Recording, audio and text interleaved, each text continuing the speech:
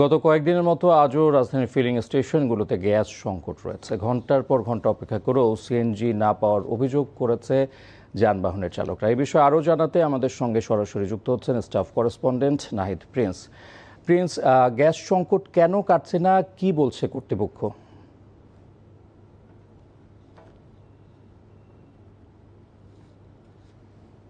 Gas সংকট না কাটার অনেক কারণ রয়েছে, তবে এখানে যে সিএনজিগুলো রয়েছে সেগুলো প্রতিদিন 200 থেকে 300 টাকার তারা গ্যাস পেয়ে থাকে, তবে সেটি এখন কমে 45 টাকা থেকে 38 টাকা 28 টাকার গ্যাসও তারা এখন পাচ্ছে। তো তারা বলছেন যে একটি সিএনজি মূলত একটি সিএনজি দিয়ে দুটি পরিবার চলে, সেই দুটি পরিবার এখন চলতে পারছে না এই গ্যাস সংকটের কারণে।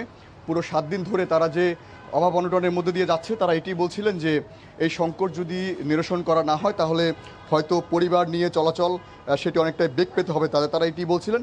এছাড়া এই গ্যাস সংকট পুরো রাজধানী জুড়ে যে দেখা গেছে যে কয়েকটি ফিলিং স্টেশনই এই যে গ্যাস ফিলিং স্টেশনগুলোই বন্ধ রয়েছে, সেখানে টানানো হয়েছে যে গ্যাস পাওয়া যাচ্ছে না, গ্যাস নেই।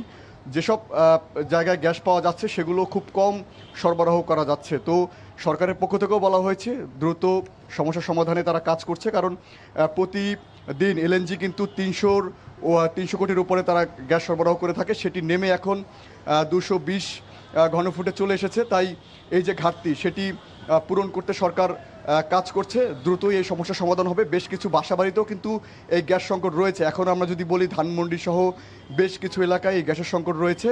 তো এই নগর জীবন এখন অনেকটাই বিতৃষ্ণাই বলা যায়, কারণ কিছুদিন আগে তেলের সংকট ছিল, সেটি কাটিয়ে ওঠার পরে এখন গ্যাসের সংকট, সেটি অনেকটাই এখন বলা যায় যে সেই জনদুর্ভোগই বলা যায়, কারণ 7 দিন ধরে এই সিএনজি চালক বা যারা খেটে খাওয়া মানুষ তারা এই ভুক্তভোগী বেশি, তারা বিপাকে পড়েছে।